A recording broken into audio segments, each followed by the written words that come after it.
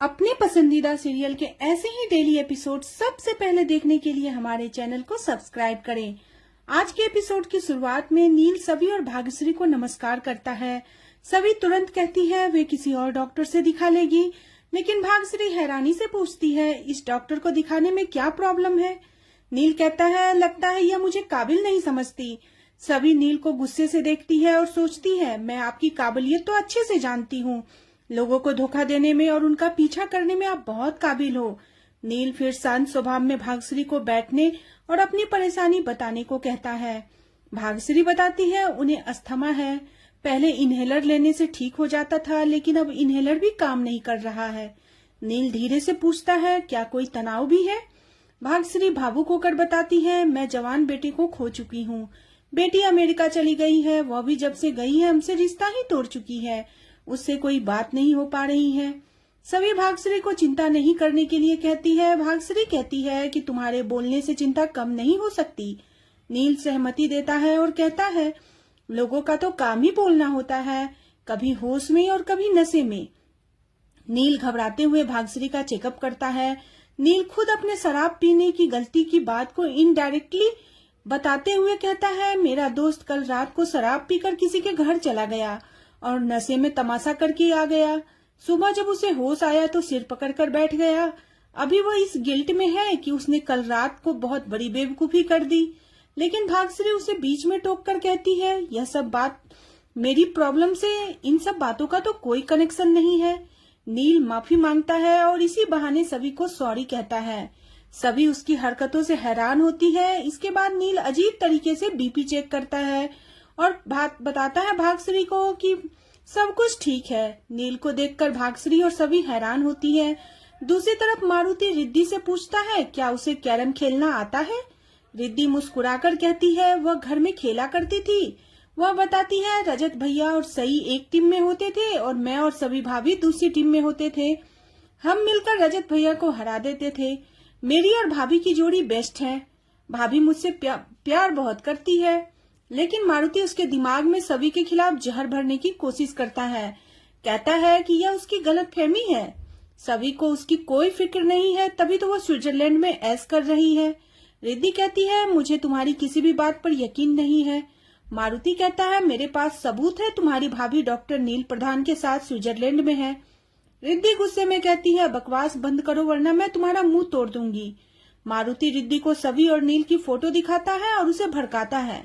रिद्धि उदास होकर रोने लगती है और कहती है उसने सभी पर यकीन किया था लेकिन वो अपनी जिंदगी मजे में जी रही है।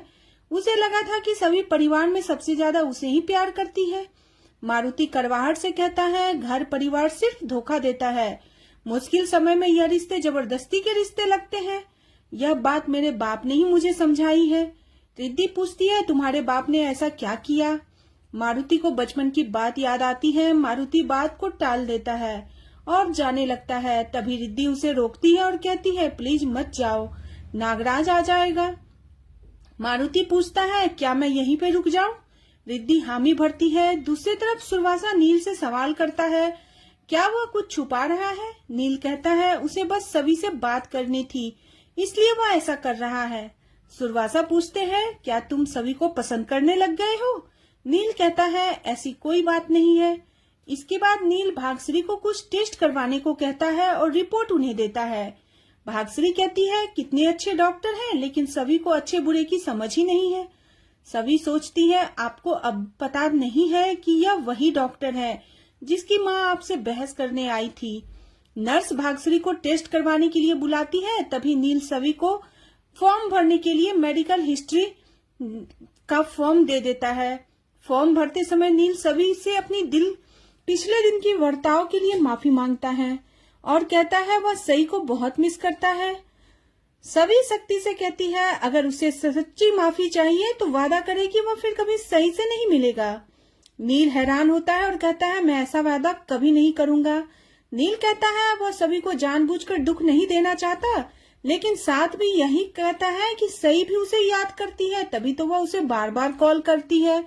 सभी हैरान होकर पूछती है तुम्हें यह कैसे पता।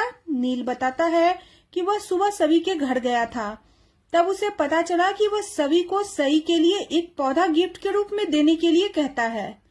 सभी मना कर देती है। नील कहता है कि मुझे सई की जरूरत है। नील बताता है जब सभी ड्यूटी पर जाती थी तब सई उसे रात को नींद न आने पर कॉल करती थी और वह उसे गाना सुनाता था। वह मानता है कि सई ने उसे सिखाया है कि किसी अपनों को खोने के बाद भी जिंदगी में आगे बढ़ा जा सकता है। नील कहता है इतना सब जानने के बाद भी अगर आप मुझे सही से नहीं मिलने दोगी तो मैं आपके घर आ जाऊंगा। सभी पूछती है क्या आप मुझे धमकी दे रहे हो। नील दुखी होकर कहता है मैं आपसे रिक्वेस्ट कर रहा हूँ, प्लीज आप मेरा नंबर अनब्लॉक कर दीजिए। सभी कहती है आपका गिफ्ट सई को दे दूंगी लेकिन उससे मिलने की इजाजत नहीं दूंगी। इसी बीच सई नील को देखती है और दौड़कर उसे गले लगा लेती है। उसी वक्त सई की दोस्त के माता पिता आते हैं और नील की तारीफ करते हैं। उसकी माँ बताती है नील बच्चों से बहुत ज्यादा प्यार से पेश आता है। वह फादर्स डे का जिक्र भी करती है। तभी सई सभी से पूछती है क्या इस बार हम फादर्स डे नहीं मनाएंगे। नील तुरंत कहता है बिल्कुल मनाएंगे। वह उन्हें फादर्स डे सेलिब्रेट करने के लिए लेकर आता है। इसके बाद सई की दोस्त उससे पूछती है तू केक किसके साथ काटेगी, तेरे पापा तो अब स्टार बन गए हैं। सई उदास हो जाती है। तभी नील धीरे से मुस्कुराकर कहता है सई मेरे साथ केक काटेगी। यह सुनकर सई खुश हो जाती है। इसके बाद नील और सई साथ में केक काटते हैं। यह पल बेहद इमोशनल होता है। सई बेहद खुश होती है। सई को देखकर सभी भी खुश होती है। सई नील के गले लगकर दिल से चाहती है कि उसके पुकी अंकल पुकी पापा बन जाए और सई मन में सोचती है कि जैसे मेरी परी आंटी परी मम्मा बन गई वैसे पुकी अंकल पुकी पापा बन जाए। इसके बाद नील और सई इशारों में बात करते हैं। केशव उन्हें देखकर उन पर शक करता है। तभी नागराज हॉस्पिटल में पहुंचता है और उसका इलाज करने के लिए कहता है। सभी उसे देखती है तो उसे शक होता है। नागराज सभी को पहचान जाता है और भाग जाता है। सभी उसका पीछा करने की कोशिश करती है लेकिन तभी भाग्यश्री उसे वापस बुला लेती है। नागराज जाते जाते गलती से अपना आधार कार्ड रिसेप्शन पर छोड़कर चला जाता है। सभी उसे उठा लेती है और नील यह सब देख लेता है। इसी बीच केशव भी यह सब देखता है और तुरंत नितिन को इन्फॉर्म करता है। सभी ने नागराज को देख लिया है। नितिन सोचता है श्रीचंद को इसके बारे में जानकारी देनी होगी। इसके बाद श्रीचंद गुस्से में मारुति को डांटता है कि नागराज सभी के सामने कैसे आ गया। वह मारुति को धमकी देता है अगर सभी नागराज तक पहुंच गई और उसे मेरे बारे में पता चल गया तो मैं तुझे और नागराज को यमराज के पास पहुंचा दूंगा। मारुति डरते हुए कहता है वह सब संभाल लेगा और अपने गुंडों को आदेश देता है सभी को किसी भी हाल में नागराज तक नहीं पहुंचने देना है। दूसरी तरफ सभी आधार कार्ड से नागराज के घर पहुंच जाती है। तभी भी नील वहां आ जाता है। सभी हैरान होती है और कहती है आप अपनी हरकतों से बाज नहीं आओगे। नील दरवाजा खटखटाता है और कहता है नहीं, आप सई की माँ हो, अब तो मैं और आपका पीछा करूंगा। सई ने अपने पापा को खोया है। वह अपनी बुआ को भी मिस करती है। अगर आपको कुछ हो गया तो वह बर्दाश्त नहीं कर पाएगी। आप सई की दुनिया हो। मैं सई को दुखी नहीं देख सकता।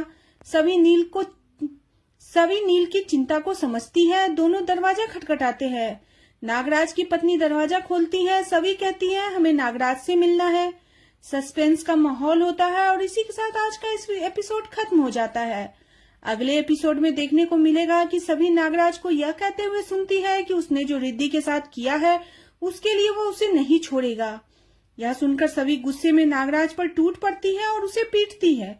घर के अंदर से गोली चलने की आवाज सुनकर नील चौंक जाता है। आज का एपिसोड आपको कैसा लगा प्लीज कमेंट करें और बने रहे सीरियल गुम है किसी के प्यार में। नेक्स्ट एपिसोड के लिए चैनल को सब्सक्राइब करना बिल्कुल न भूलें।